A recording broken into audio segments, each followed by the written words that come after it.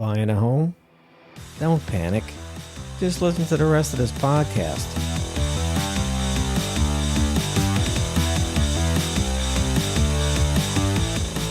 All right, everybody, welcome back to another episode of Home Inspection Authority's Straight Talk Podcast with me, John Laforme. I'm a CREIA certified home inspector from Los Angeles, California, and the topics we discuss on this podcast are about buying homes, selling homes, inspecting homes. So if you're a home inspector, home buyer, real estate professional, this podcast is definitely for you. All right, I'm sitting here today. It's an early morning podcast, and I'm sitting with Chuck Lambert. How you doing, Chuck? Good. How about yourself? Not bad. This is our first time meeting. Yep. 9 a.m. on a Saturday morning. But why don't you tell everybody how we came in touch? I think it was Facebook or whatnot. Probably. You had posted something about doing a sewer inspection, and you were, I think, in the body of the description. I do the best I can. I like to help the clients out, even give them the depth and all that jazz of the sewer system. Yeah. And my response to you was, you know what? It sounds great, but you might not want to give the depths out.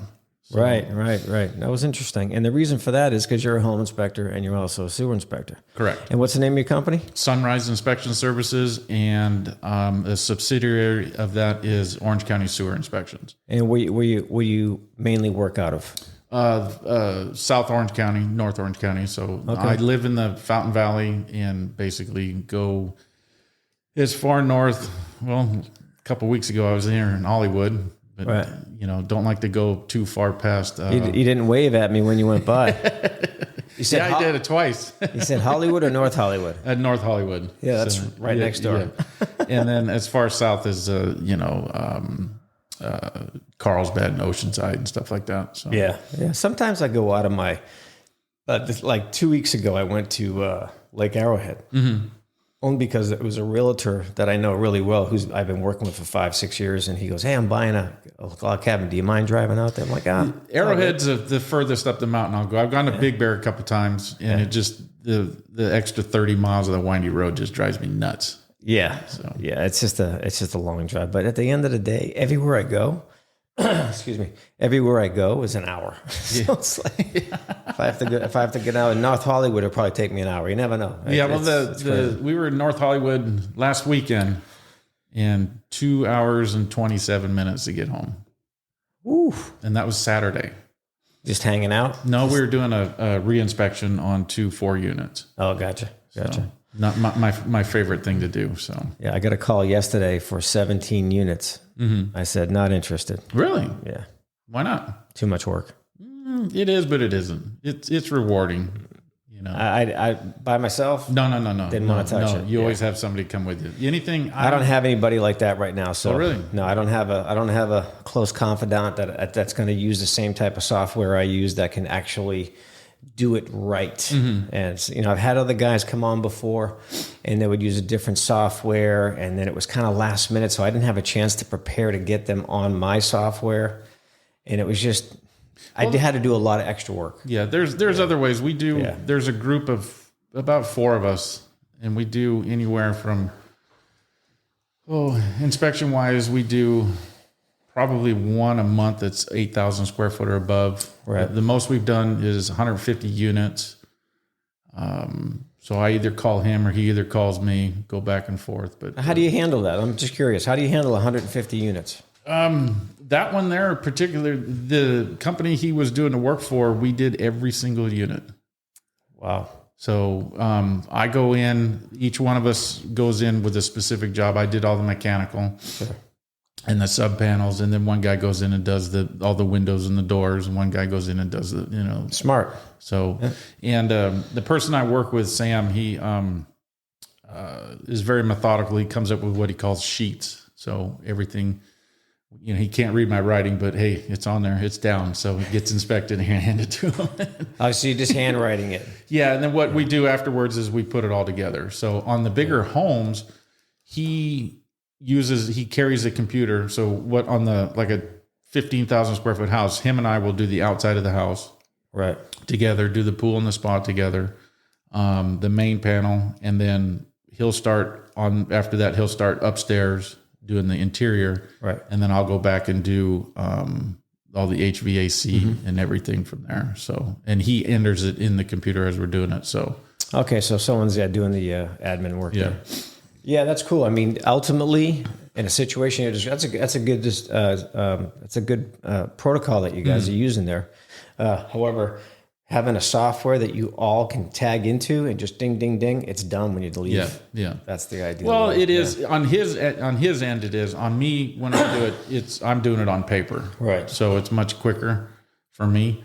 And we've been doing it that way for 15 years. Yeah, before software. Yeah. No, I had software. I started out at a 3D version 5.0, and now I'm at version 12, something like that. Gotcha. So. Yeah, I use Spectora software, and to me it's like the Cadillac of software. It's just really helpful and really streamlined. So I'm pretty happy with it. But yeah, that's a great lead-in right there. What'd you say? How many units you said that was again? 100. I think it was 147. And how many hours did it take you, or days? We were there. There's 3 of us there. I think 2 days. Right. So we get it down. We get it. It's not blow and go, right. But it's definitely going in and doing a lot of work. Yeah, it's a lot of work. It is a lot of work. At the end of the day, you're like, ugh. But it's also, there's times where you wish you did it, and there's times you wish you didn't. So I've had too many times where I wish I didn't. Yeah, but the when thing is, when I get into it, I'm like, oh, it's going to be a nightmare. And the most annoying part of it is the people hiring you have no fucking clue as to the length of time this takes, and they just have this unrealistic expectation. Oh yeah, what's going to take you? Half a day? I'm like, half a day? Yeah, there's 15 units here. Yeah. You understand what I'm doing? They really don't understand what we have to look at. You know, electrical. There's a sub panel in each unit. You know, each unit has its own mechanical HVAC. There's so much to do in there. Yeah, and but some clients do know, and most don't. The savvy ones do. The ones that I stay away from is when they call and they say, we want to do a sampling. That one's a little bit difficult. I'll do sampling with the sewer inspections.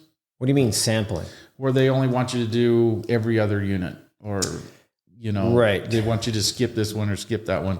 Right. I have a company that I do sewer inspections for, and their average is 320 units, 350 units. Right. And they want sampling. They want every third sewer line done. And I always try to talk them out of it, and they're like, "No, we don't want to pay for every one of them. We want to pay for." It's like looking at one side of the wall without looking at the other side of the wall. Yeah. It just doesn't make any sense. I'm right there with you, because to me, if we're trying to be thorough and give an honest, assessment of the property, we got to look at everything. Yeah, it's all connected somehow. Yep. And so I kind of stray from that too. Oh, can you do a better price and just do less? No, well, ma'am, why do you want me to come if you just don't want me to look at everything? I mean, what's the point? Save you money. Yep. And just wait for this shit to start happening, and then you can just call plumbers. Yeah. Or call whatever you got to call. I've also found that the older I get, I'm a better helper than I am Yeah. Because I'll call Sam and say, "Hey, you want this one?" No. He goes, "I'll help you." But we pay each other. We average $100 an hour. So I pay him $100 an hour. He pays me $100 an hour. So cool. Sometimes it's like, hey, it's nice to go out and make $4,000 in a day. Sometimes it's nice to go out and make $800 and be done with it and drive home and hang it up. Yeah. Well, hey, now that we know each other, if a big job like that comes up, maybe I'll hit you up and say, "Hey, hey, happy to help you. You want to come up and do something together?" And because I need somebody, that's still into it, still sharp. I had a couple people in the past help me out with stuff, and it was more of a worry than anything. Some of them can be. So, main reason why I invited you today was to go over sewer lines. And there's a lot of reasons for that. First of all, I want to thank you for the tips. You gave me some good tips over the phone on some great tools. And I did listen. I'm a good listener. And I did purchase the tools. And it has made life quite a bit simpler that's good. since I got those, because I had a couple situations where without them, I would not have got the caps off. Yep. There's no way. And using the rigid impact gun, I used that for the first time the other day because I didn't need it until the other day. And I wasn't aware of how much torque that thing had. Yeah. And so... Break the cap? the cap was half broken already. So I had to be real careful already. These were caps that were flush with the driveway. There were several of them. Yep. So it was a really big house, and they were female caps. So I'm like, okay, and one of them was brass. Somebody put a brass one on the ABS pipe. Yeah, you got to watch those. The tool set that I told you about, sometimes it doesn't quite fit in the brass. And there's the bigger one is too long. And the smaller one is just, you look at it and you're going like, I'm going to hit that guy up and ask him to make a better one, because these female fittings for that bit, it definitely did not fit right. It was too much play in there, and that's why it probably got damaged. Yeah. So I'm gonna send him a cap, and I'm going to send him the bit and say, this is square peg, round hole. We need to tighten this up. I'm sure he can make a better version of that. Yeah. Yeah. Quite sure. So I'm going to send that to him just for the hell of it. And I'm going to say, hey, here's a short little video about your product that works great. He'll be happy to hear that. So yeah, those tools were great. And like I said, I was working on a brass cap, and I started using it, and it started loosening up great. And then all of a sudden it started shaking it, and the brass split right down the middle. I was like, damn, but I carry extras on the van. So. Oh, you carry extra brass? No, I carry extra plastic. Oh, yeah. The brass ones are about $30 a piece. Yeah, no, I'm not replacing that. Yeah. I don't know who put that. There was no need to put that there. So, and then they tighten them down to like 4,000 pounds of torque, and which they don't it's need to. ridiculous. It's like the ABS plastic clean out sticking up out of the ground, and they clamp on the rubber. What are you clamping the rubber on for? You want it to spill outside. Yep. It's I just loosen them up and I leave them loose, and I just leave the clamp there. It's because you don't even need that. Why don't I need that there? Well, because it's pointing up at the sky. Yep. And if it backs up, you want it to drain here, not in your house. Exactly. That's the point of it.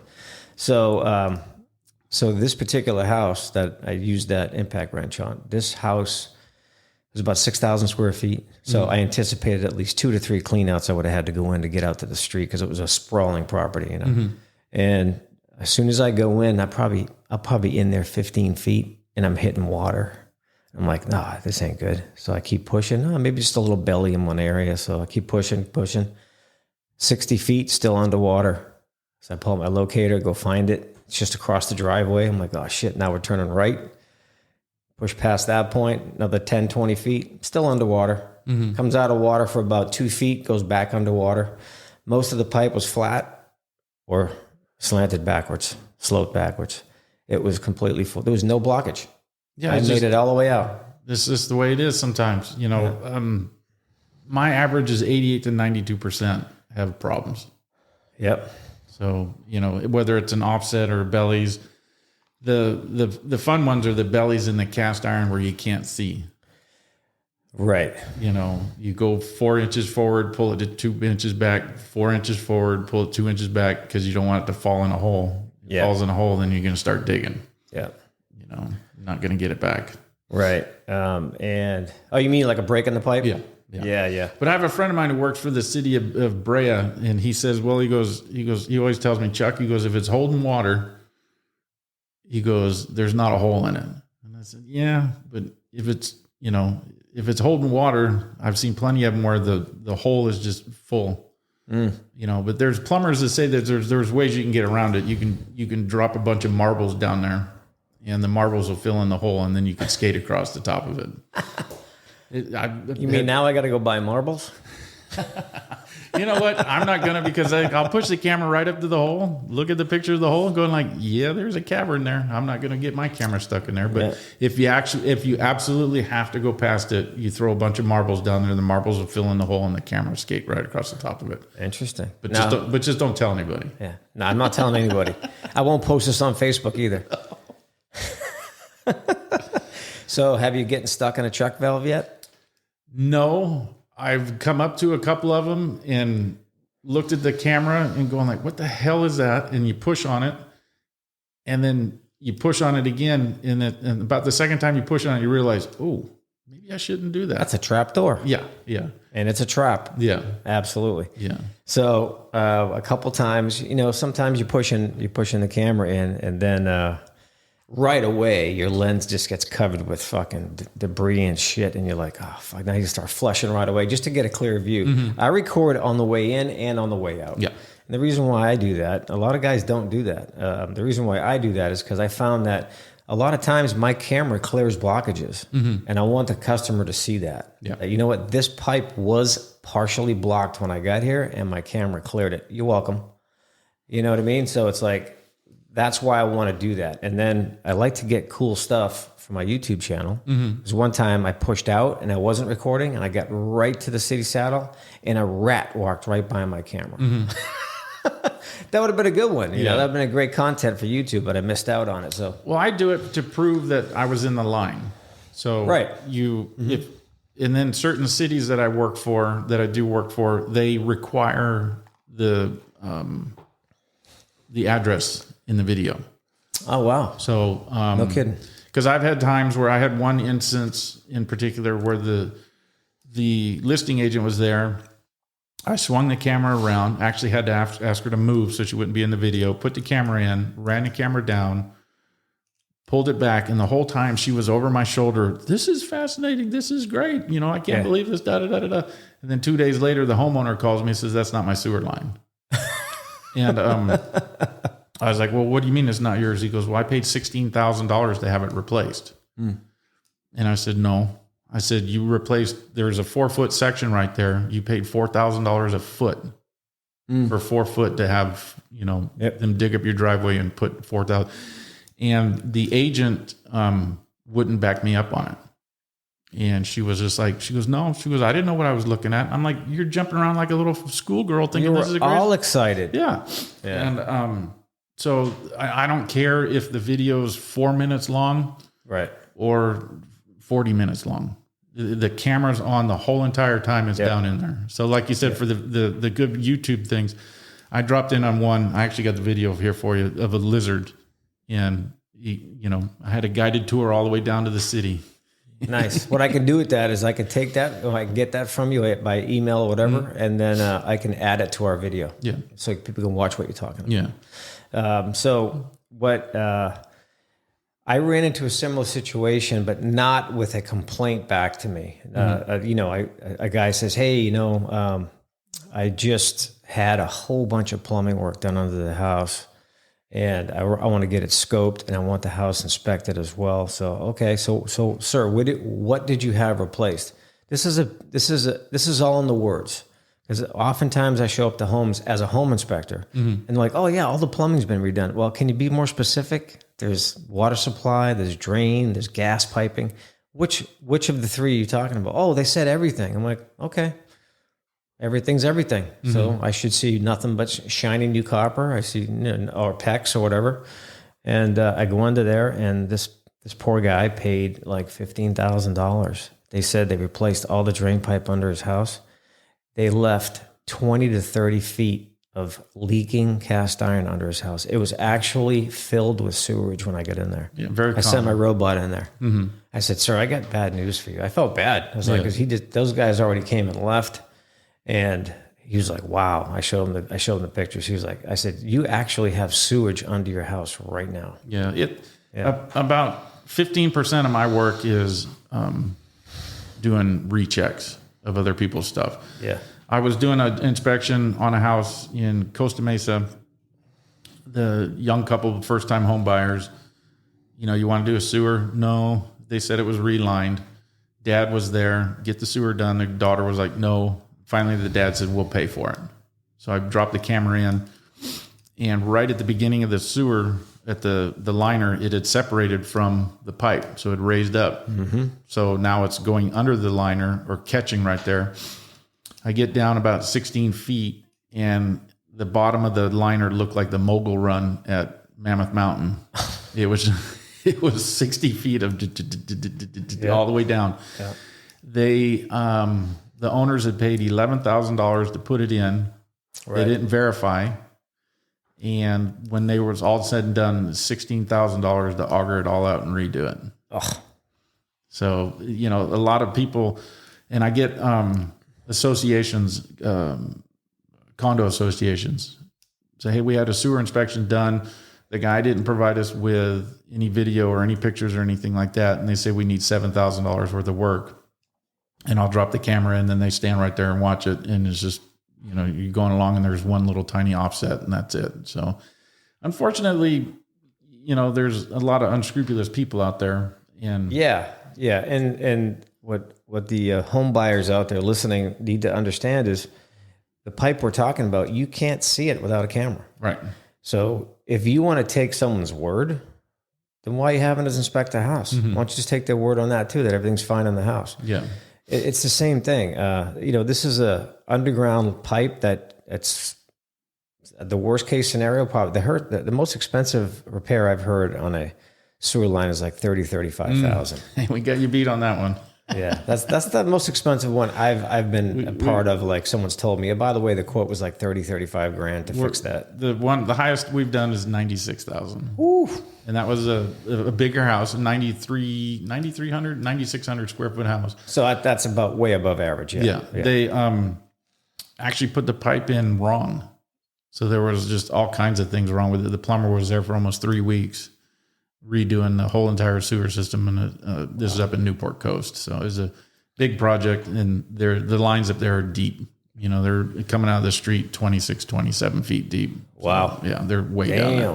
That is a big dig right there, dude. Yeah. They're 27. That's those ones, I don't like doing those because they get convoluted, but you're out there trying to locate, and it's out of the range of the locator. It's like the locator's like screaming at you, going like, nope, not going to work. Nothing here.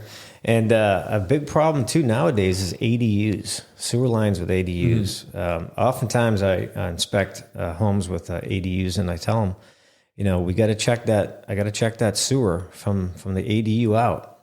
I got to start in the back and go out. I have to. Oh, really? I'm like, yeah. So if you want this done right, I got to do that. Yeah. Many times they're pitched wrong. The slope is going backwards towards the ADU because the grade's different. No one thought it out well enough when they were installing everything, and nobody checked it. So it's probably an unpermitted ADU. Nothing got signed off on correctly. The plumbing was a mess. And what they did in one situation recently, and this was in North Hollywood, they put a sewer ejector pump back there just to shoot, because it was like 80 feet. The ADU is here. The house was here, and the line came around the side of the house. 80 feet of it out, it was just filled with water. Yeah. So they put it, the simplest thing to do, instead of digging everything up, doing it right. They said, we'll just force it out. Yeah, we'll just force it out. So I'm like, so the realtor had called me and said, hey, they're going to do a sewer ejector pump. What do you think of that? I said, well, that's one way of dealing with it. Is that enough to push out 800 feet? I don't know. Yeah. I said, I can't answer that, but I'd rather dig it up and reset it. Dig it up and do it right. And then you're done with it. Do it right, and you're done with it. Yeah. Why count on another device to do something that's you just put, I don't know. It's kind of, I know sewer ejector pumps are necessary in some homes, only because the way it was built and designed. But if you don't need one, why put one in? Yeah. Well, it's like the backflow preventers. If you asked about that, have you gotten stuck in one? No. What I was getting at with that was there's been a few times where I almost did. Don't get me wrong. There's definitely been some close calls. And the most recent one, I had so much shit on the lens, and I just had a hard time getting it off no matter how many times I flushed. I went right past one, had no idea. And then on the way back, when I got to the city, I dipped the camera in the city, and it cleaned it off. And I started pulling backwards. And then I saw, I'm like, oh shit, this could have been a really bad day. Yeah. Well, the thing is, because it got stuck open. When I pushed through, it got stuck open. So it was open, but I saw it when I came back. Well, that's good. But they're also supposed to be 100% accessible. Yes. So I did one in San Juan Capistrano where I was going, and the sun was glaring on the screen. And this is the one I tapped on. I tapped on the door. I'm like, what is that? And there's the sun's glaring on the screen of the camera or the monitor. I'm like, oh, that's a backflow preventer. Yep. And so I grabbed the locator, went and found it, and it's underneath the sidewalk. No access. Oh, wow. So let me explain real quick what a check valve or a backflow preventer is for people listening, because a lot of people just probably don't know what that is. So typically those are installed when the street is higher than the house. So in the event the city overflows and it goes up into your line that's connected, it's not going to go back into your house. There's a valve there that'll stop it and from getting all the way into your house. So that's what those are, and they're installed inside the pipe. You can't see them unless you put a camera in there. Mm-hmm. But like Chuck just said, there needs to be accessible. So there should be a clean out right where that thing connects, so that you can pull the cap off and look down and actually get past it too if you want. There should be another. So if the check valve's here, clean out should be right about here so you can see the door. Yeah. And then any clean out upstream of a backflow preventer is supposed to be marked. Okay. That it leads to a backflow preventer also. I've never seen that. Yeah, the Coda de Caza in Trabuco Canyon, they have a lot of them, and they're on the second. They usually just do the second stories. I don't know why they protect the second story. So you'll go into the garage. There'll be a vault in the garage. You'll see one clean out, and then right next to it, you'll see the backflow preventer. Right. And what's the average age of the homes down there? Probably the mid 80s. 90s. Okay. It ranges, there's brand new stuff all the way to the 80s. And then as far as the backflow preventers too, most of them come out. You can pull them out. Yeah, I've seen that. Yep. Take a picture of it, make sure you put it back in correctly. But I've run into situations where, I'm sure you have out here too, where you're running the camera out and the camera doesn't drop into the city. It actually is level with the city. Yes. Okay. And on those situations, I always tell the client, you're best off to put a backflow preventer in on the outside of the house, right by the right around where a clean out should be. Mm-hmm. So that way, when the city backs up, it won't back up into your house. Because I have a friend of mine in Huntington Beach where it's happened twice. Oh, where wow. I run the camera out and the camera just goes right into the city.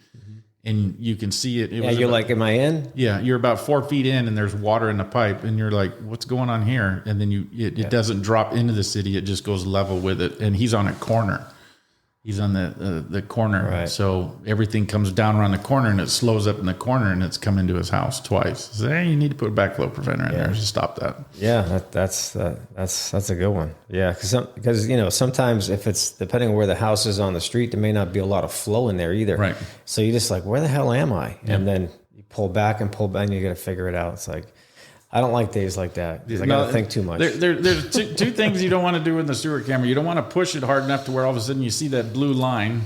Or I don't know what color the line. What do you have? A rigid? I you have orange. Okay, so it's orange. Yeah, you don't want to see that orange line. You don't want the camera to come back around. What's that orange thing sitting there? Mine's blue. You don't want to. I've seen it twice or 3 times. You push the camera and it turns around and it's blue. It's like, what the, and that's a pretty good pucker factor, and when you're pulling it back, it stops. Right. That's like, okay, why it went in? Why is it not coming out? What's it stuck on? So that's not a fun feeling. That could be a major drag. So what advice would you give to somebody looking to buy a house right now as far as sewer? How do you pitch them? Look, you got to do a sewer. What's your? The funny thing is I don't try to talk them into it or talk them out of it. I'm honest with them. I was like, look, 88 to 92% have problems. Mm-hmm. And they're like, well, because there's some people running around a lot of, it's older home. You got to do the older home. No, newer homes, just as many problems, Yep. The newer homes, you got a tile setter that his boss just came in and chewed his ass out. And he's got a half a pound of grout left at the end of the day. Down a drain it goes. Yep. I've seen it. Seen it a couple times. Yep. So the new stuff needs it just as bad as the old stuff. And I'm honest with them. So look, 88 to 92% have problems. If you want me to do it, I'd be more than happy to. If you don't want it, I completely understand. I said it is an extra fee. I do know that most people are strapped when they're buying a house and stuff like that. But is it important? Yes, it is very important. And I'm not a oh my God, your house is gonna, No, this and that. no need. It's not. I'm not into scare tactics and stuff like that. It's just honesty. It's like, look, I have the equipment. The equipment's here. You want me to do it? I'd be more than happy to do it for you. I don't get the alarmist feel from you. Yeah. No, I don't. You sound pretty straightforward, dude. Like me, I just like, hey, it's if you have X-ray eyes, you could probably see what's going on. But there, I am. I don't. The funny thing is though, is I am gearing. I'm switching gears, going more and more and more towards the sewer inspections. I was going to ask you that too. So you've been a home inspector for how many years? This 23rd year. Are you with CREIA or ASHI? Or? Yeah, I was. I'm not with CREIA anymore. I was been with ASHI. Started with CREIA. Was a Orange County chapter secretary, then Orange County chapter vice president, Orange County chapter president. Got the president's award 2 years in a row from other. President. I go to the CREIA meetings when I can. I support CREIA. I use the CREIA contract. My report is based on the CREIA standards of practice. Mm-hmm. So I'm pretty much same here. I could pretty much nail the standards of practice. Yeah. On all that stuff. But I'm an ASHI member right now. There's a few things with CREIA that I don't agree with. Only a few? I have a lot more than that. No, the biggest one is the master inspector. They created a class. They created a class within an organization, and I don't agree with that because what that proves is somebody took a test and passed the test. Okay, and a lot of the CMIs are going to be held to a higher standard. So I'm currently a CREIA inspector. I like it because I like the meetings. Mm-hmm. A lot of the meetings are pretty helpful. Yeah. Oh yeah. So the learning, the continued education on it, I think is really important because look, when I'm busy, I'm busy. Mm-hmm. I don't have time to research what the latest greatest faucet is or the latest greatest plumbing trick or whatever. And when these people come in and share their knowledge.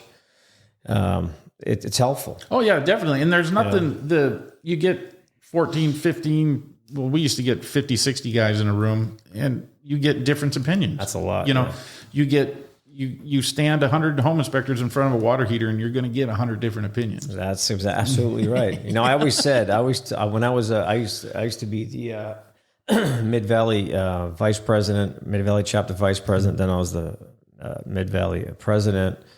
And then, I always told everybody when I was there talking, I'd be like, is anybody aware, except for me, of the amount of knowledge in this room? Mm-hmm. We don't need a contractor to come in here and teach us stuff. We can teach ourselves this stuff because there's so many years of this guy's got 5,000 inspections under his belt. This guy's got 15,000 inspections under his belt. There's just so much experience in the room. And this job is all about hands-on experience. Oh, yeah, definitely. You can look at as many books as you want and take as many online courses as you want.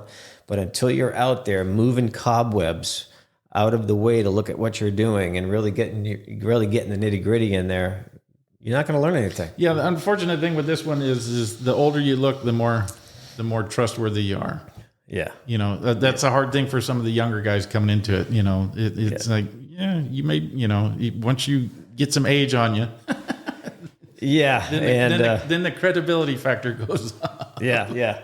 And then also the one thing I noticed with the newer guys, and look, I understand they're just trying to do a good job, and I don't really knock that. I think it's good that you are trying to do a good job, but they take it a little bit too far. Yeah. And they become Nazis. Mm-hmm. They become deck Nazis, or they become water heater Nazis, and they just get so into the technical part of it. They're kind of missing the point because they just haven't been doing it long enough. Mm-hmm. And I hear stories from realtors. They'll be like, "Hey, you're not going to scare my client about that deck, are you?" I'm like, "Well, I don't think so. Yeah, I'm just going to tell them if it's a safety hazard. Most likely, it probably is if it's an old deck." Yeah, there's a gentleman that I've been working with for years. His name, you either love him or you hate him. His name's Peter Walker. He's been beating me up for 25 years. Like I said, you either love him or hate him. And he told me one time, he says, "You can tell a client the roof is fucked without telling them." He goes, "You just tell them, say, what's wrong with the roof? You get to pick the color." and then they look at you and he goes, yeah, when you get the new roof on there, pick the color. Yeah. So yeah, that's true. Yeah. But you can tell somebody their house is their potential home is dozer bait. Dozer bait. I haven't heard that one yet. Without having them run down the street screaming. Said, look, it either works or it doesn't work. So. Yeah, I just did a office presentation for a really good local real estate office that I work with 2 or 3 of their realtors, and they asked me to come in and just give some. I said, look, I don't want to come in and sell my service. I really don't like doing that, but I will come in and give you guys some education on what I think you can do to help better set realistic expectations with your customers, because that is the biggest ongoing problem I see every day, and that is the expectations between the realtor and client. And then when I show up, we're all on 3 different pages, and that is not good if you're referring me. Yeah. So I went over a lot of stuff with them. They took to it well. A lot of them did have good questions, good responses. So, and that was one of them. And it was just like, you got to be able to, and their concerns were alarming customers. I said, well, honestly, a lot of customers alarm themselves because they had a talk with their dad before they get there, or Uncle Bob, and they just scared the shit out of them. Yeah. So, if I always tell them, look at the age of the house. What year was the house built? And then go from there. And then know what to expect in a 1980s house. Like if the house is over 30 years old and it's got concrete tile or Spanish tile, hey, the paper may be worn out. That's one thing right there. If it's an early 1910 house, it might have a brick foundation. I deal with a lot of that stuff up here. You probably don't see that down in your neighborhood. No, not brick. If we get in certain areas, Santa Ana's got some older homes, but I wholeheartely agree with you. The unrealistic expectations. Yes. Well, I had a client here in Pasadena, beautiful home. The guys, it was a flip. It was like, wow, this is nice. This is really, really nice. It was built in the 40s. They sent my report to their dad, who was an engineer in Virginia. And he called me up. Say no more. Yeah, he called me up and said, I told him not to buy it. And I said, why? He goes, because there's probably asbestos in it. And I said, okay. I said, you do realize, I said, you just chased him out of this entire city. And he goes, what do you mean? And I said, 99% of the houses in Pasadena fall under the age group where there's a potential for asbestos. I said, you just pushed them out of the whole entire city. Yeah. I said, the alarmist, oh my God, it's like we're sitting here where you're at here, hey, it's in the glue, it's in the, Sure. it's here.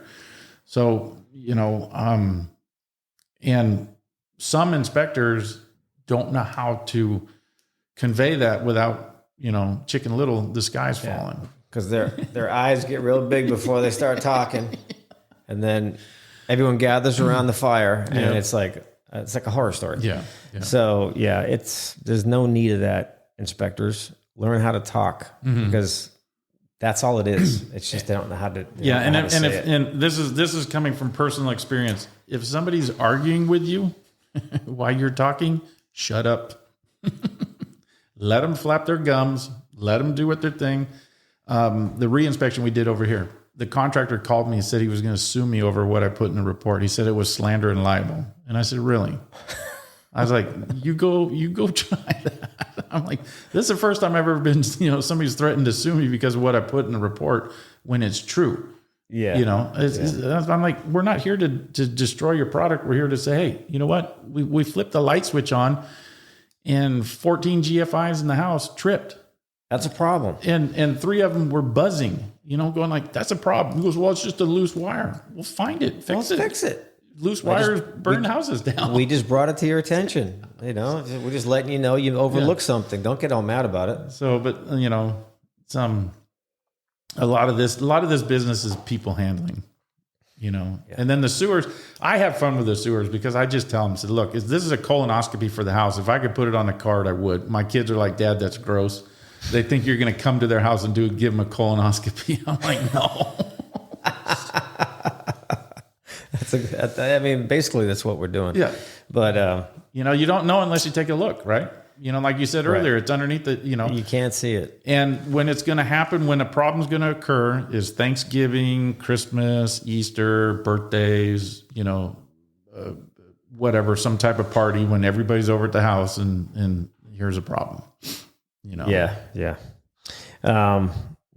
Let's see. Okay, let's get into the depth of the pipe locator, which is why you first reached out to me. And I want to say thank you to you, by the way, because when you did reach out about that, you were very nice about it. Yeah. You weren't trying to be some dick on Facebook. I think I started out with I don't want to sound like a dick, but you don't want to do this. So because Facebook is full of some hating people. Man, there's a lot of angry people on Facebook. Well, I try to stay off of it myself. A lot gets lost in the interpretation too. Yeah. So depth. There's two schools of thought on it. There's ones that people are more than happy to give you the depth. If you're going to do a dig anywhere, you're supposed to call an 811 dig alert. Yep.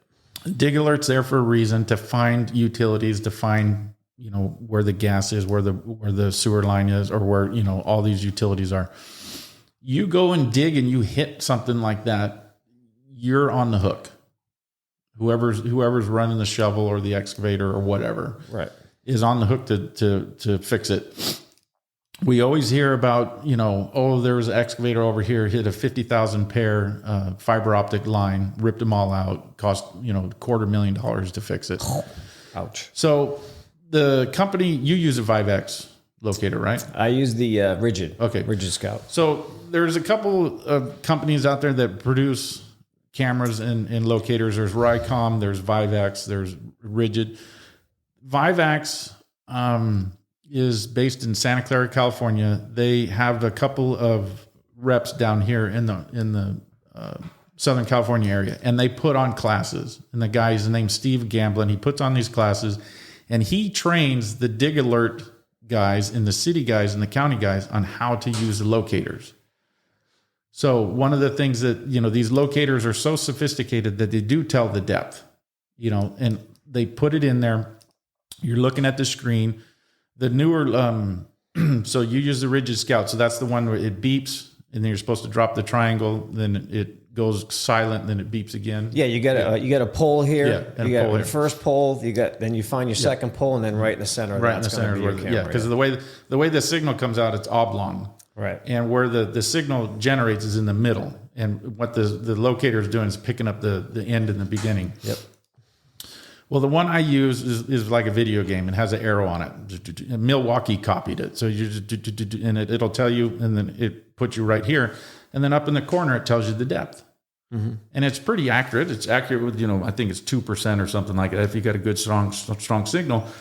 So your natural response is somebody wants to know how deep it is. Oh, it's 8 feet, 9 inches deep.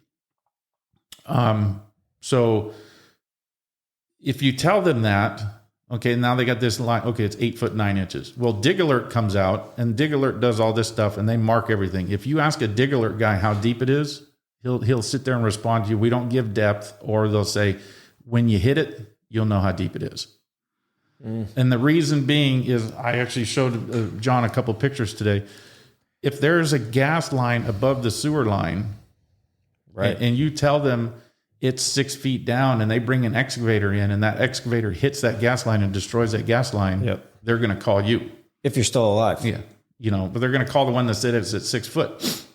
Right. So there's times, you know, it's like the old check engine light.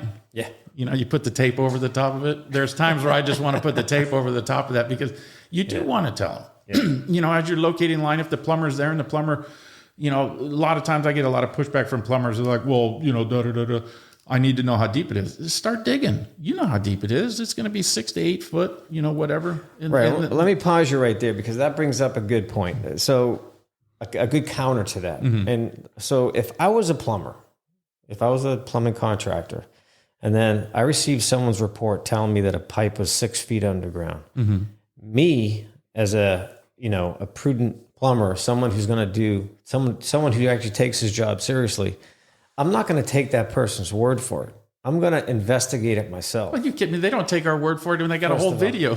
First of all, no way. There's no way I am just going to start digging. Oh, well, the guy said it was right there. Sure, let's just start digging. I wouldn't do that. I would scope it myself, locate it myself, and then determine how to attack it. Right. So if you're dealing with some knucklehead you hired because he was half the price, yeah, he's probably just going to start digging off that information. I just think that's a bad idea. But I get your point. I get your point totally about why it's why it's risky. Yeah. So I just won't do it. And I've had plumbers yell and scream at me and stuff like that. It's like, look, do it exactly like you just said. Come out and do it. I'm like, you're going to investigate it yourself. You're going to run your camera anyways because you're not going to trust my video. And that's the funny thing is there's a lot of plumbers that they won't give a quote on fixing a line unless they come out and run their own camera anyways. Sure. Because they want the $300 or $400 or whatever they're going to charge to do the camera line. Yeah.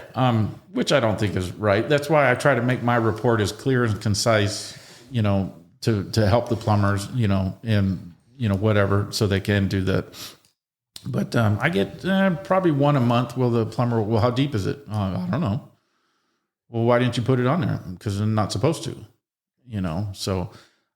So the city training is basically training their city guys not to give out depths. Is that what you're telling me? Yeah. So that's just the city. Well, it's the city, Dig Alert, the whole entire Dig. If you look on it, if you go on Dig Alert's website and stuff like that, and you look on all their paperwork, it says, do you give depths? It says, no, we do not give depths, period. So I think a good thing for anyone's sewer inspection report to add, hey, look, we found a problem in the pipe. It's all about wording in your report. We found a problem in the pipe. It's located here in the yard. I put a flag in the ground so you can see it, or I spray painted the ground to show where the approximate location. The approximate depth is, let's say I say it's 6 feet down. The approximate depth is 6 feet. However, we recommend you contact DigSafe before any digging is done to make sure that there's no other, important utility lines under the ground there. So, that's kind of a disclaimer right there. You're letting them know, don't just start digging. You need to call the professionals first and make sure it's safe to dig. Yeah. Yes, of course. Now, people that some of the people listening may not get it's kind of technical what we're getting into here. So I try to put it in layman terms the best I can, so I don't get people emailing me going, "Hey, man, you left me hanging on that. I didn't quite understand that technical part." So basically, if what we're trying to get across here is if there's a sewer lateral between the house and the street and it's 6 feet underground, and we find a problem at the 20-foot mark, well, we're trying to say that just because the pipe is 6 feet under doesn't mean there's a pipe, closer pipe to the surface, like a gas pipe or a water supply pipe or a fiber optics line or something like that. So that's what we're talking about. So you don't just start blindly digging and just jumping on that shovel, and then it goes right through a line or something, So you just gotta be careful. There's a lot of things underlined because I haven't run across it yet, but I've seen other pictures and stuff like that where the city comes out and they're running new gas lines, and they'll bisect right through a 6-inch, sewer line. The machine just bores right through the middle of it. Oh, sure. So they're solid, but they're fragile. Now let me ask you this: do you get a lot of interference with your locator when you on certain types of properties? On cast iron, there are, and if there's an Edison vault or something like that. So exactly. I hate when that happens. Like even automated gates with the pad that you drive onto the pad and they open. Good luck. Yeah, well, my camera puts out 3 frequencies. It puts out 512, which is the strongest. That's what I use. 32.8 and then 640. So if I get one that's that I'm really, really questioning on, I'll go find it with the 512 or attempt to find it with the 512, mark it where I think it is, and then go switch the 32 and then go do it again and double check it. So they're usually that's a good idea. Yeah. So I don't know if I think the rigid just puts out 1, right? No, I think there's a couple on there, but I've only used the 512. Yeah. So if you run into if you run into a situation where it's really like, this is not the greatest locate. Yeah. Or the locate. It keeps struggling. Yeah. Then take us, mark it where you think it is, and then go change the frequency and check it that way. Yeah, exactly. Cross-reference it. And then check the depth too. Yeah. Because if you look at it and then it's at 512 and it's 30 feet deep, no, that ain't right because you're getting interference. Yeah. But if you mark it and the locator says it's 12, and then you change the frequency and it comes back and says it's 12, you're pretty good. You're pretty good on there. So yeah, that'd be a pretty safe bet. And what about do you actually pull toilets if you need to? I refuse to pull toilets. I don't want anything to do with water, with the potential leak. How do you walk into something like this house here? So if you're selling your house and I come in and, oh, well, we can't do a sewer. I got to pull your toilet. No, you're not going to pull a toilet. Right. Now you're getting into an invasive. It's true. That's true. And to be honest with you, I want it nice and easy. If I got to go on a roof, I'll go in. I was on a 2-story roof yesterday. Wow.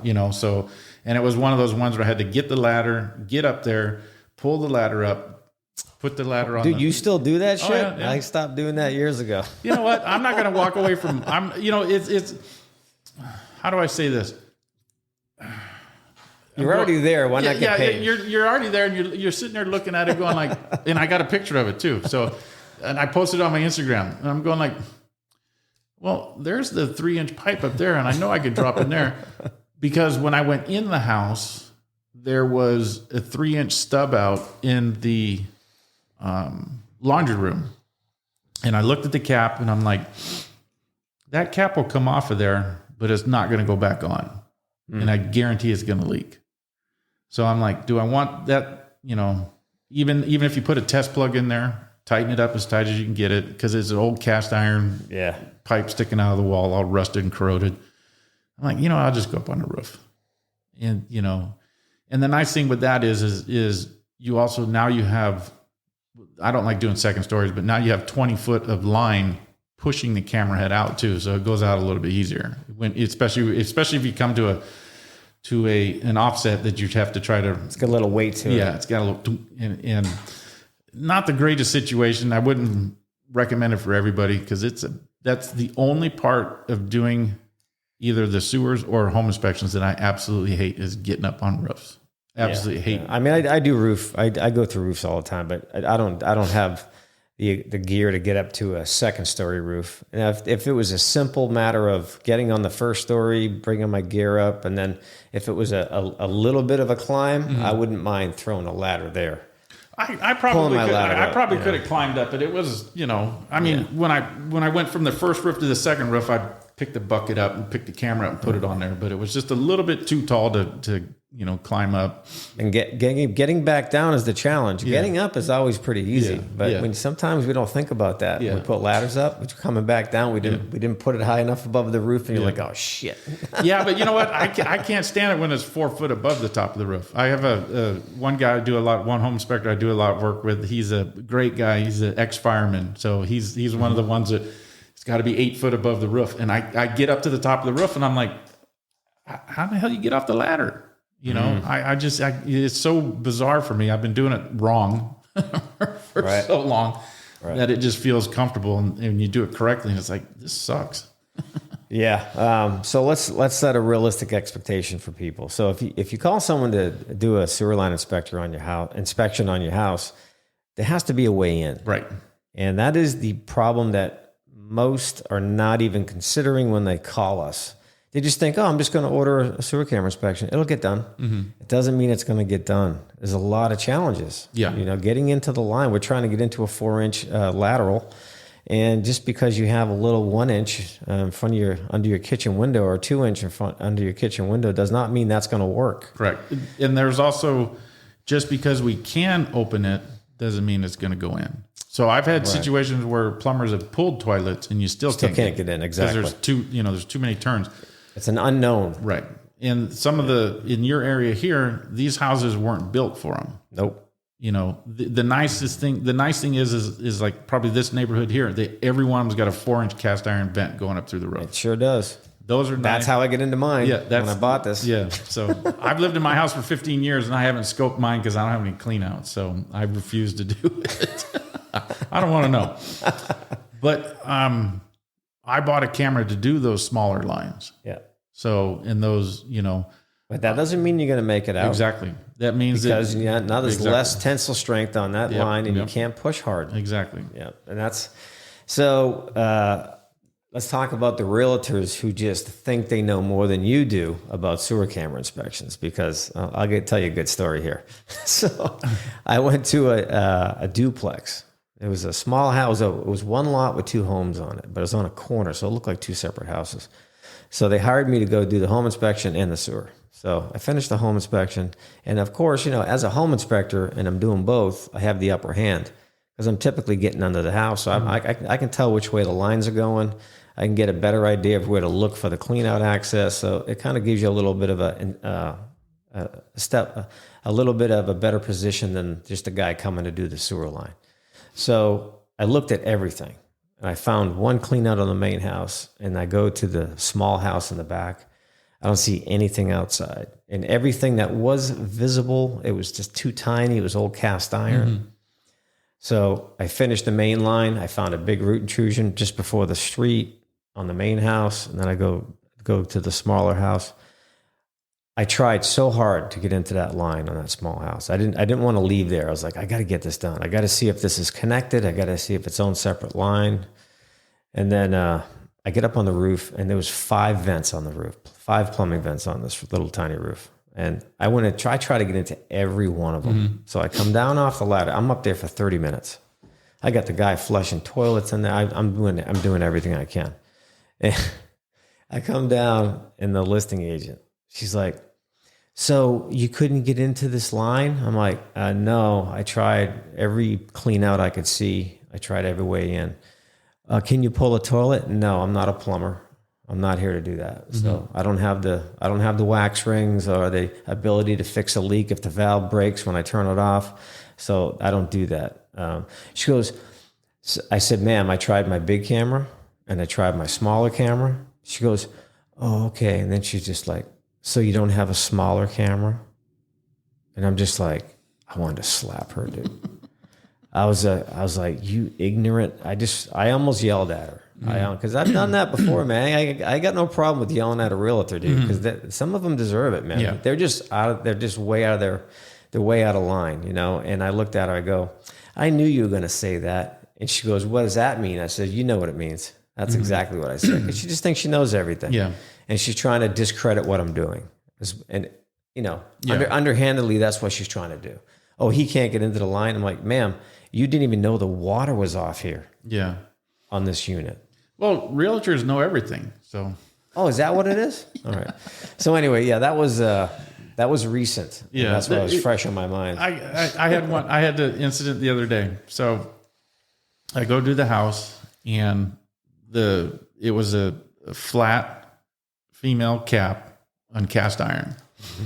Put the wrenches on it, twisted it off, dropped the camera in. And this is something that you don't usually see that often. It was in Laguna Beach, and it was cast iron from the house all the way to the city connection. So underneath the street and stuff, it was cast iron, and it was bad. It was just, all the way down. It was cast iron right to the city? Yeah. Yeah. So there's no clay in between the sidewalk? Nope. Oh, wow. So the agent, I was talking to I had everybody around looking at the camera, showing them all this stuff. And then once I was done, the buyer come up to me and says, hey, do you have a plumber that you recommend? And the agent says, well, I got one. Okay. So I asked the agent, I said, who do you recommend? She told me it was ABC Plumbing or whatnot. And I said, you have their number? And I said, the reason being is I want to call them and explain what's going on so they're not coming out here blind if they're going to come out here and look at it. So on ABS and cast iron, I always grease the cap and put it back on. So you did with the you leave the brass? No, the ones that go over the top. Oh, with the clamp. Yeah, with the clamp. I'm drawing a blank here. I'm going, oh. That's okay. So you leave the clamp loose for, so it pops off, right? Sure. Yeah. So with these, I always grease them and I don't tighten them up. I put them in really tight and just give a little bit of little tiny snug. So this was on a Wednesday. So Friday, I did an inspection for the same listing agent, or an inspection. She was the same listing agent on the other house. I said, hey, how did that one go? Well, the guy went out there and he said, you put the cap on too tight. And I said, really? And she said, yeah. She goes, he came out Wednesday evening, couldn't get the cap off, had to go back and get the proper tools to take the cap off and come back on Thursday. And I'm like, well, he should have had the tools in his truck or whatever. I said, if I'm driving around a Toyota Corolla with all this stuff in my car, like you said, the impact wrench, you got the 3-foot extension too, right? You'd be pulling a wheelie, yeah. Yeah. So the stuff. 3-foot extension, all that stuff. The only thing I don't carry is chisels. I'm not going to chisel in sledgehammer something open. Right. But she was all mad at me, and I'm like, because this guy couldn't get the cap off. I'm like, that's called being thrown under the bus, Chuck. yeah, oh yeah, and so Yeah. yeah. That's just being thrown under the bus. And the wheels on the bus were going round and round too. So here's another thrown under the bus for John that happened to me probably 6 months ago. I went to go do a home inspection once again, and they asked me to do the sewer. The pitch on this roof was a good 7 or 8. It was really steep, so getting on the roof was not an option. Because who's going to hold the reel while I'm trying to push it down? Would have fell right off the roof. Yep. There's no way of doing it. So I looked everywhere. I was under the house, and I said, "There's no way in that I can see. So I'm not going to charge you because I'm just here. I'm already here for the home, so I'm already here. There's no hair off my back for just trying, So I just refunded them the fee they paid for that. And I said, you need to get someone here. Maybe they got to pull a toilet or something like that to get through. So you need to call someone else.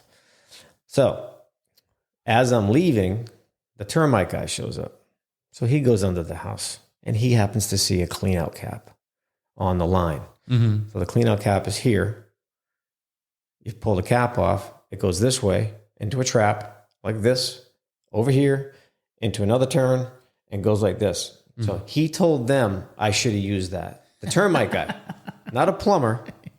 So I get a phone call by 3 different people at the same time. Everyone's panicking. Everyone goes into a just crazy spiral. And I'm like, whoa, what is going on here?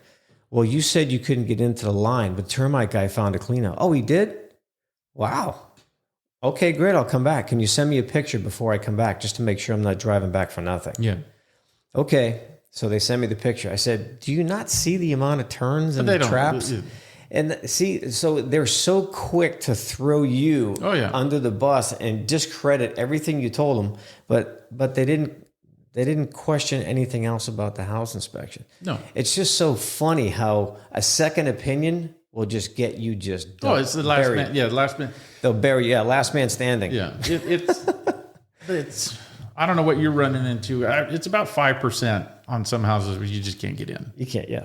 And then the thing with the vents. So if you go through a vent, you try the 2-inch ones or whatever. Yeah.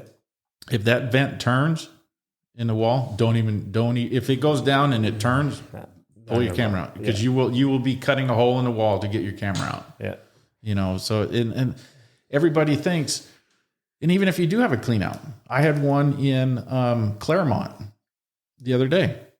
I put the camera in, 4-inch clean out, pulled the cap off. It went from here to your keyboard there, got stuck. I'm like, son of a, So I took the camera out, took the skid off the camera, made it smaller, put it in, nothing. Took the 1-inch camera head off, put the 1/2-inch camera head on it, went in, got stuck there. Cleaned it all off, went and got my other camera.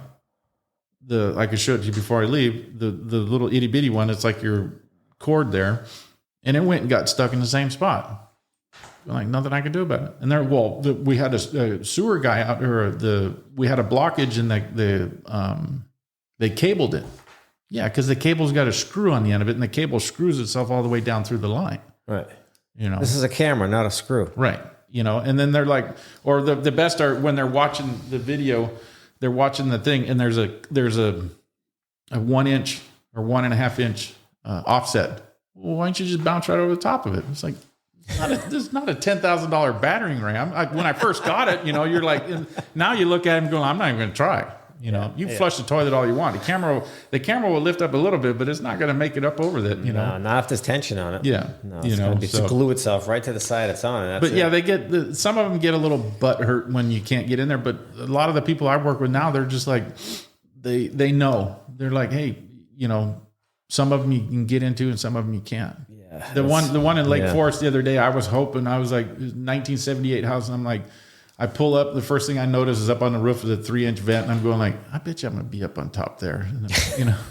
I walk around the house, nothing. Walk around the house, I'm like, so. You ever see the Toyota commercials where they jump up the Toyota jump? That's what I do when I see a clean out. Yeah. Oh yeah. I'm like, oh, it's going to be a good day. Or the ones are, it's in the front yard. Okay, well, where? Oh, we put it in 10 years ago. It's right here somewhere. And you're down there with a probe trying to find it. And it turns out you got a 12-inch probe, but it's 14 inches deep. And then they look at you like, are you going to dig it up, aren't you? No. You can dig it up and I'll come back and put the dirt back in it, but I'm not going to, Wow. So there was no extension going up to the surface. That's so stupid. But some people are very, they'll go and, well, I have a picture of it. And then they'll get a picture of it and then you line it up and it's okay. 4 or 5 inches is not a problem. But, the best ones though is when you have the two, one going to the street, one going to the house. Those are nice. And or like the house here, if you go in the backyard and there's a 4-inch, sitting out there and you walk out there and there's a 4-inch with a plug with a pressure test plug in there. Oh yeah. Right. Cause I carry all those with me like you, and if I use one, I go buy two, Yeah. So. Yeah. So if you're a realtor listening to all this nonsense, and you're a good realtor and you really want us to get into that line, make it a point to ask the sellers where it is and tell them to put a gnome on there or something. and don't get mad at us when we can't get it. Yeah. And don't get mad at us if there's no way in. We're just trying, it's our first time at the house. We're exploring, but the homeowner who has been living there for quite some time may know where this thing is, and he may have his safe sitting on top of it, whatever, and if it's in the house, whatever. So just insist that they show you where it is. And we as as sewer inspectors, we can tell if they've had cables in the line. Yeah. There's one telltale sign on the clean out. If it's a ABS clean out, is the burn marks around the edge of the clean out. And then 2 is the as you're going down the line, it looks like you're looking at a tiger with the stripes going all the way down the line. So you could pretty much, that's a dead giveaway that the cable with the blade's been down through the line too. Sure. So have you run into Orangeburg? Mm-hmm. Yeah. Corona Del Mar has it. Santa Ana has it. We got it up here too. Yeah, it's kind of like a premier furnace. The first time you see it, you're like, the fuck? And then the second time you see it, you're like, that's what I know. And then the third time you see it, you're going like, I know what that is. Yeah. It's that was designed to be used as temporary. They were supposed to go back and change all that. Oh, I didn't know that part. Yeah, if you look up some of the history of it, it sounds like a lot of that was to be used as temporary. Now this is going back to World War II. Yeah, and that's why they started making this, because they needed all the steel for ammunition and tanks and everything else. So there was a steel shortage, and that's why, my understanding, that's why this was made as a another means of a plumbing line. Yeah, well, for the people that don't know what Orangeburg is, it's roofing underlayment rolled together with tar to make a plumbing pipe. Yeah, I kind of, the best way I can describe it is, think of paper mache. Yeah. With black tar on it. Yeah. And so it's not going to last forever, and they found that out pretty quick. Yeah. And you can't run a router through it. No. You'll just shred it to pieces, because it's like paper mache. It's basically what, pulp? Is it a wood pulp and a tar? It's almost like roofing underlayment. Yeah, and I believe there's a wood pulp in there too. So it's got a lot of different ingredients to hold it together, to give it its rigidness. And weren't they using it originally for electrical? That I don't know. I think I did hear that. But I do know that the first time you see it, you scratch your head, and the second time, I know what that is. And so I caught it on a flipped project, a flipped duplex, and the buyer was like, do I need the sewer inspection? I said, well, it's a flip. I would definitely get it done. Well, they said they replaced everything. Okay, great. I found 20 feet of it in the front yard. Yeah. And I actually was able to, when I went back for a reinspection on that property, they actually went in there and dug it up and replaced it, and they left a piece on the ground. So I took it, put it in one of my videos. I was like, yes, I got one from 1960s. Yeah, Corona Del Mar's got a lot of it. The older homes in Corona Del Mar has it. How old is Corona Del Mar? Does it go back to the 50s? Oh, really? Yeah, there's some 20s. Wow. Yeah. No shit. Yeah. I don't get 30s, out there. yeah. I don't get out that way very often. There's not a lot of those original structures there, but I've found it probably 8 or 10 times in Corona Del Mar. Right on. So I think a good point for everyone listening to is, if there is a sewer problem on your property or you're trying to do any kind of construction, call 811 Dig Safe. Is it Dig Safe? Dig Alert. Just Dig Alert. Dig Alert. Years ago, it was Dig Safe. Yeah. I remember that. So Dig Alert, 811 Dig Alert. They got a website. They can tell you how to get the process going. Do you want to have somebody come out and locate and identify where all your major utility lines are underground? So even if you're putting in a fence on your property, you want to know that because you don't want to hit something. Yeah. And then you have a really bad day. Yep. Yeah, we had the water line from the city, on the city side of my house, popped a couple of years ago. So there was water coming up out in the street. And then it popped across the street. And then they called Dig Alert. And now there's like 40 things all in different colors out in front of my house. Yeah. Hopefully they will wear away here pretty quickly, but they've been there for almost a year. All the orange and green and white paint. So it's like, yeah, but they're like, we can't touch it until Dig Alert comes out here and does it. So what's your Instagram? You mentioned you have one. I don't know what it is. You should add something, right? Yeah, I think I got 2 of them. My home inspection one is SUNINSP. SUNINSP. Yep. And then okay. And then the other one is just basically Orange County sewer inspections. All one word. But this is something for the home inspectors that are thinking about doing sewer inspections. Call us. I'd be more than happy to do it for you. I don't know about you, but I have probably about 15 or 18 inspectors that call me. I do let other inspectors know that I do it. I think they're just afraid that they're going to lose their customer to me. No, I have a couple of them that they don't want anything to do with it. They have it on their website. They actually, before we came in here, I got they book it for me. They actually book them. Oh, okay. So I get an email saying, hey, Thursday at 1:30, be here, da-da-da-da-da. And when I send them the report, it's actually my report and all that stuff. I send them my report, da-da-da-da-da. And then I have a couple of guys that use me, and when I'm done with it, I send them the video and the pictures with explanations, and they incorporate it into their report. And I've had both times I've had situations where, well, what if I need a sewer inspection tomorrow? Call John. Well, what if I can't get a hold of John? Call John. Then they're, if I'm over here, if John doesn't answer his phone, well, you need a sewer inspection, call John, and then book it through them. So I'm very, I stand behind that 100% because I'm not going to bite the hand that feeds me. And these guys use me on a regular basis. Yeah, that's just good business, I'm not out to, hey, I do sewer inspections. Just call me and cut him out of the deep, because they both get a price break, and I know both of them, they upcharge. So they, I get X amount, they get X amount plus whatever their fees are, and it doesn't bother me a bit. I'm comfortable with getting what I get from them. So. Yeah, the reason why I started doing sewers is because the second question after, can you do the home inspection, was, can you do the sewer? I'm like, well, no, I don't do sewer inspections. And then after a while, I met a guy that I had subcontracted to just to satisfy the customer's needs and try to get everything done. So I would just coordinate with him. He'd show up, he'd take care of it, send him their report and all that stuff. And that was good for a couple of years. And then it just started getting worse, and it didn't get better. It wasn't evolving. It was just kind of going backwards. And I had to make a big decision. So I just cut them off. I said, I can't do this. I can't refer you anymore because it's just not going well. And people are complaining about your service. And that's reflecting my service. Yeah. So I had to I pulled a plug on that. And then I gave it like a month, and I said, man, do I want to make this investment? I invested $20,000. And I was like, okay, I got to be honest with you, dude, I got that money back so fast. Oh yeah. It was like bing, bang, boom. Yeah. It's a big jump to take, and there's a lot of, I think I did a TikTok thing the other day. Were you dancing? No. Yeah.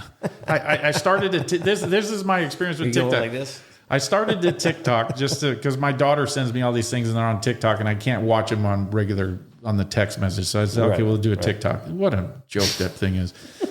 So just for shits and giggles, I did sewer camera inspection. Oh my word. You want to see some funny things or some things that just make you roll your eyes. You just do that. And then all of a sudden, I go on there the other night. Oh, your account's been permanently banned. So somebody hacked my account and already been 3 days old, already hacked the account and got it shut down. I'm like, great. Wow. So we're done with that. What was your password? 1, 2? 1, 2, 3. But I got into this to make myself more recession proof. Absolutely. You know, so but the funny thing it's funny, like you said, you invested 20 grand. Well, since then it's been more. That was my initial. Yeah. So these things break; they're expensive to fix. Yep. But what I was getting at is a lot of these guys on TikTok and stuff like they're doing it with a $300 camera, and you're just like, really, you know? And you're watching the video and it's doing this, and the water's upside down. What the? You know? And some guys don't even have locators. Yeah. So they're providing a service. I mean, but I don't know if you did this, but what I did is I called my heavy hitter realtors and say, is this something that you would be interested in? Is this something you'd be interested in? Some of them were like, no. But the funny thing is now after that 96, one of them was emphatically no, not at all. We don't want nothing to do with it. And after a $96,000 sewer repair, they're like, ding, ding, ding, ding. We're ding, the first ding, one, you know, the calls. Light bulb. Yeah. So, but my first investment was, it was like, oh my, you know, am I doing the right thing? You know, am I putting my family at risk by spending all this money and all this jazz? And then after, it's like, now you can't. I'm like, freaking camera? Where's the camera? You know, camera, give me another one. Give me another one. You know, so.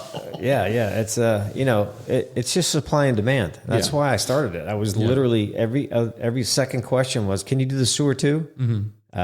Yeah, now I can. Yeah. Okay, great. And that's it. It was like, now I'm making more money on every job I go to. Oh yeah, definitely. I just brought my profit margin way up. Mm-hmm. It's a no-brainer. Yeah. I mean, but it's hard work. Yeah, I do mold it. Yeah, it is hard work. And sometimes I start off with the sewer because I know it's going to be difficult, because at the end of the home inspection, I might be a little worn out if it's been a busy week. And you're playing with shit and all that stuff too. Yeah, so it's a shitty job, everybody. Just make no mistake about it. It's smelly. It's dirty. Yeah. Rubber gloves are a necessity.